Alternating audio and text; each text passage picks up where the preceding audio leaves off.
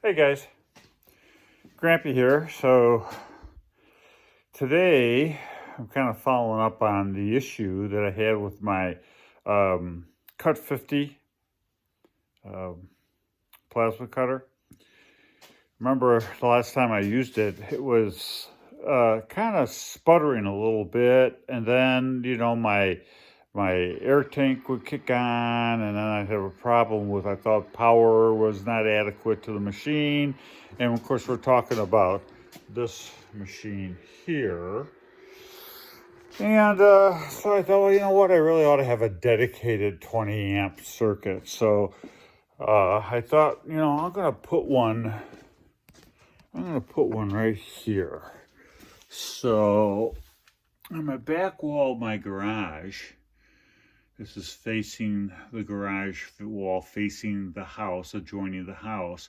I'm going to put one in here. I think I can access this from the basement. So I did. I put it in. I'll show you that downstairs. It's not particularly fancy here in the garage, and I need to do some finish work on it and paint it up and stuff. But it's in. It's a GFI 20 amp dedicated breaker. And my thought was to put that in to alleviate the power problem. And I think that'll do it. Now, I was talking with my son Jake, and I was like, so I got to put a sub panel in the basement.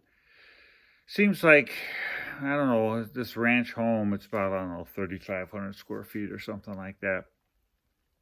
You know, when it was built, they just filled up this like, I'm thinking maybe 30 space box. There's no room in there. And I said, well, I need to move over a couple circuits, make room for a 60 amp sub panel, throw up a sub panel, move over some stuff and clean it up down there. So I'll show you what I'm doing down there a little bit later here. But we were talking about the cost of having that done. And, I'm retired, so I got the time, and so I got the skill set, although, I caution everybody to make sure they know their codes in their own community and that they can do this stuff. If you're not licensed, some of it you can do, some of it you can't do. So, you check that out and go from there. So you stay legal, stay in code. But in my case, I'm good to go. I've got the skills, I know the code, and so I'll put her in. So we were talking about what it would cost, Jake and I, to put a sub panel in. And he thought, well, it's going to cost, at least, probably $700. Maybe a little bit more than that, depending upon, the vendor you use and whatnot. And so I think, yeah, maybe up to 1,000, but at least 700. And okay, so what would it cost to put in an outlet? And this has got like a 30-foot run from the box to the outlet. And we're thinking, well, at least 250, maybe as much as 300. So we're at $1,000, right? So I go out and price out the stuff that I need, a box, 20 amp breaker, a ground bar, the cable BX, 12 gauge 3-wire BX. And I think that was, I think I bought a box, like a junction box. I was up to about like $117 with tax.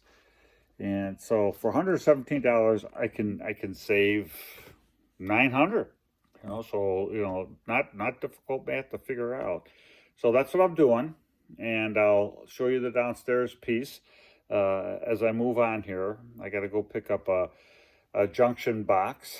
I think my leads coming out of the main box are just going to be, I haven't actually pulled them yet, but I think they're going to be a little short to make it over to the new sub panel. So I'll put in a junction box outside of the panel so I can make sure I'm running direct feeds inside the boxes with no secondary cuts or splices. So that's it for now.